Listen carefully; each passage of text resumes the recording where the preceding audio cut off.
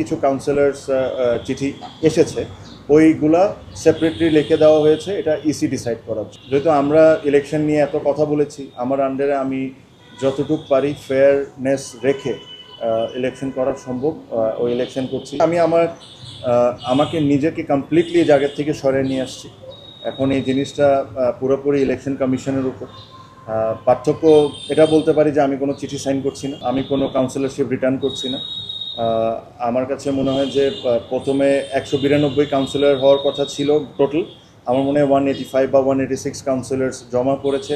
তারপরও কিছু কাউন্সিলর্স চিঠি এসেছে, ওইগুলা সেপারেটলি লিখে দেওয়া হয়েছে, এটা ইসি ডিসাইড করার জন্য। কেন ওগুলা যে টাইমটা ছিল ওই টাইমটা ক্রস করে পরের দিন বা টাইমের পরে আমরা রিসিভ করেছি। তো এই জিনিসগুলো পুরোপুরিভাবে সিদ্ধান্ত নেবে ইসি। এটাতে ক্রিকেট বোর্ডের কোনো ডিরেক্টর বা প্রেসিডেন্ট বা সিইও তাদের কোনো ইনভলভমেন্ট থাকবে না। যেহেতু আমরা ইলেকশন নিয়ে এত কথা বলেছি, আমার আন্ডারে আমি যতটুকু পারি ফেয়ারনেস রেখে ইলেকশন করা সম্ভব ওই ইলেকশন করছি। এগেইন আমি হয়তো বা পার্টিসিপেট করছি, আমি আমার ফর্মটা আজকে সাবমিট করেছি, আমি পার্টিসিপেট করছি ক্লাব নিয়ে। আর ক্লাব নিয়েই বেসিক্যালি আমার ফোকাসটা করতে হচ্ছে। জেলা বিভাগে আপনারা জানেন যে জেলা বিভাগের নমিনেট করে ডিসিসরা, এখানে ক্রিকেট বোর্ড বা অন্য কারোর কোনো অবদান থাকে না আনটিল আনলেস যদি আপনি নতুন করে চিঠি সাইন করে পাঠান যে নতুন করে কাউন্সিলর দেন, যেটা লাস্ট টাইমও হয়েছে।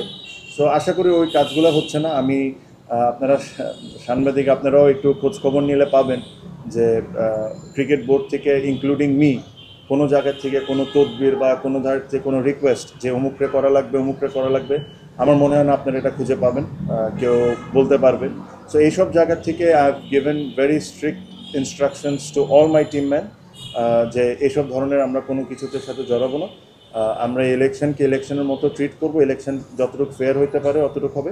আমি আশা করব পার্টিসিপেশন যেরকম অনেক বেশি হয়, আমি এটাও আশা করব যারা ক্রিকেটের সাথে cricket lover, cricket organiser, businessman, anyone যারা বাংলাদেশ ক্রিকেটের ভালো চান অবশ্যই যেরকম পার্টিসিপেট করেন, আর একটা ভালো বড় নির্বাচন হোক, এটাই আমি আশা করতে পারি। অবশ্যই মানে election is always challenging, and একটা কম্পিটিশন থাকলেই ভালো।